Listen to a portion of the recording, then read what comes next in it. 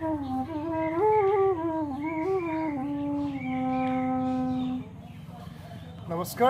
মই নৱজিত বৰা আৰু আপোনালোকে চাই আছে নৱপ্ৰদীপ ষ্টুডিঅ'। আজি মই আপোনালোকৰ আগত বাঁহী বজাবলৈ অহা নাই। ইমান দিনে আপোনালোকে মোৰ বাঁহী বজাই দেখি আহিছিল। আজি মই উপস্থিত আছোঁ খুব কম দিনতে ভাইৰেল হোৱা এটি কণমানি, খুব মৰম লগা কণমানি, পঞ্চমমান শ্ৰেণীত পঢ়ি থকা এজন ছাত্ৰ নৱজ্যোতি লস্কৰ, কামপুৰ যমুনামুখত ঘৰ। আজি মই তাৰ ঘৰলৈ আহিলোঁ আৰু তাৰ কাৰণে সৰু সৰু কিছুমান উপহাৰ লৈ আহিলোঁ মৰমতে, আৰু তাক মই বাঁহী দিছোঁ দুটামান। গতিকে সি যেতিয়া আগুৱাই যাব পাৰে, আজি তাৰ লগত কথা পাতিব আহিছোঁ। আপোনালোকৰ সি বজোৱা বাঁহীবোৰ আপোনালোকে শুনা পাব, দেখা পাব। গতিকে আহিছোঁ, গতিকে আমি পোনে পোনে তাৰ লগত কথা পাতোঁ। মই অলপ চাপি গৈছোঁ ওচৰত। এয়া হ'ল নৱজ্যোতি লস্কৰ, কামপুৰৰ যমুনামুখৰ পঞ্চমমান শ্ৰেণীৰ ছাত্ৰ। খুব ধুনীয়াকৈ বাঁহী বজায় আৰু তাৰ বাঁহীৰ সুৰত খুব আপ্লুত হ'লোঁ। আৰু আপোনালোকে সকলোৱে দেখিছিল আৰু মোৰ যিটো বাঁহীৰ সুৰ আছিল, ৰাসৰ বাঁহীৰ সুৰ, সেই বাঁহী সুৰটো ভাইৰেল হোৱাৰ পিছত বোধকৰো সিও পাইছিলে আৰু পাই পেলাই বাঁহীটো খুব ধুনীয়াকৈ সি বজাইছিলে। আমি গম পোৱা নাছিলোঁ। যেতিয়া তাৰ ভিডিঅ'টো ভাইৰেল হ'ল আৰু সি মোৰ বাঁহীৰ ভিডিঅ'টো বজাইছিল, ডক্টৰ ভূপেন হাজৰিকাদেৱৰ গীতৰ লগতে মোৰ সেই বাঁহীৰ সুৰটো বজাইছিল। গতিকে খুব ভাল লাগিছিল আচলতে মোৰ বাঁহীৰ সুৰটো বজাইছিল, ইমান ধুনীয়াকৈ ক'তো নিশিকাকৈ বজাব পাৰিছে। তো সেইকাৰণে মই তাৰ ওচৰলৈ আহিব লগা হ'ল আচলতে। তোমাৰ নামটো আৰু ধুনীয়াকৈ কৈ দিয়া কেমেৰালৈ চাই। নমস্কাৰ, মোৰ নাম শ্ৰী নৱজ্যোতি লস্কৰ। আৰু কোন ক্লাছত পঢ়ি আছা? মই পঞ্চম শ্ৰেণীত পঢ়ি আছোঁ। আৰু বাঁহী ক'ৰবাত শিকিছিলানে? নাই শিকা। নিশিকাকৈ সি কিমান ধুনীয়াকৈ বাঁহী বজায় আৰু তাৰ যিসকলে দেখিছে তাৰ ব্লয়িংটো খুব ধুনীয়া আচলতে। যদি শিকা নাই, তাৰ নটিচনৰ অলপ ইফাল সিফাল আছে। গতিকে এতিয়া সি শিকা আৰম্ভ কৰিব। গতিকে ভৱিষ্যতে তাৰ ভাল হ'ব। কিবা এখন বজাই শুনাই দিয়া।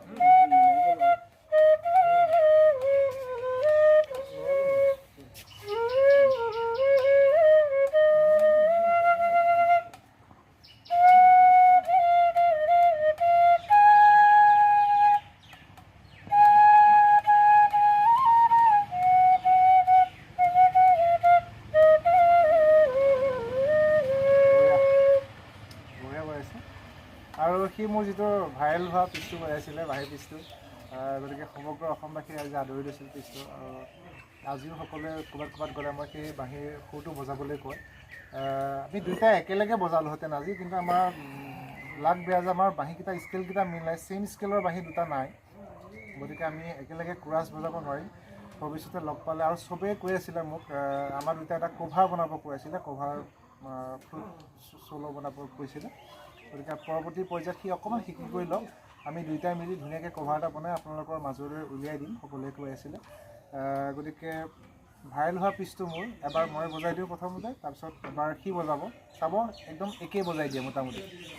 ফাৰ্ষ্ট টাইম মই বজাই দিছোঁ হা, তাৰপিছত তুমি বজাবা।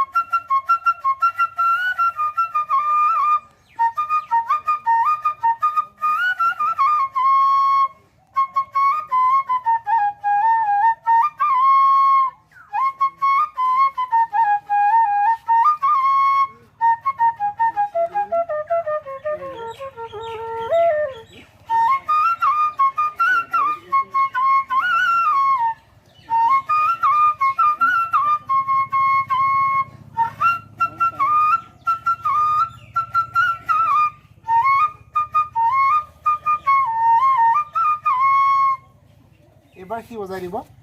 সি বোধকৰোঁ পিছৰখিনি শুনা নাছিলে, গতিকে সি পিছৰখিনি তাৰ মনত নাই। গতিকে ভাইৰেল হওঁতে সি অকণমানেই হৈছিল আচলতে, পিছৰখিনি বহুতে শুনা পোৱা নাছিল। পিছৰখিনি আমাৰ নগাঁৱৰ বাহিৰবাদক কমলদাৰ পৰা লোৱা হৈছিল আচলতে, কমলদাৰে কৰিছিলে। তুমি একদম বজাই দিয়া আকৌ। এই সুৰটো বাৰু তুমি বজাওঁতে শুনা, এই সুৰটো প্ৰথম তুমি ক'ত শুনিলা? এই যে বজাব এইমাত্ৰ বাহিৰ সুৰটো ক'ত শুনিলা? কোন দাদা শিকাইছিলে মই সেইদিনাখন তোমাৰ ৰিচা নিউজত যাওঁতেও মই দেখিছোঁ যে তোমাক ৰাসৰ সুৰ বজাবলৈ ক'লে তুমি সেইটোৱে বজাইছিলা ন? বজা ফিট হৈ বজা, এনেকৈ নহয় একদম পুৰা ফিট হৈ বজা।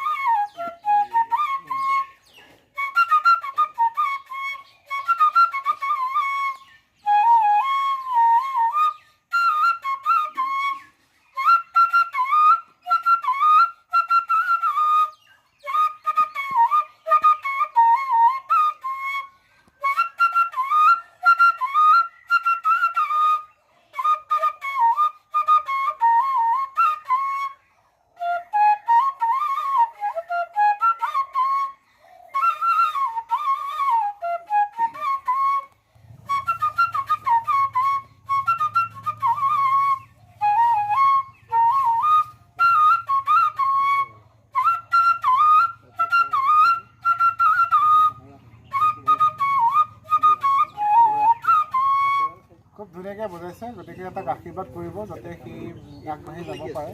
আৰু ইতিমধ্যে অসমবাসী বহুত ৰাইজে তাক মৰম দিছে, মই দেখিছোঁ ফেচবুকত হওক বা হোৱাটছএপত হওক বা বহুতত তাৰ ষ্টেটাছ দেখিছোঁ।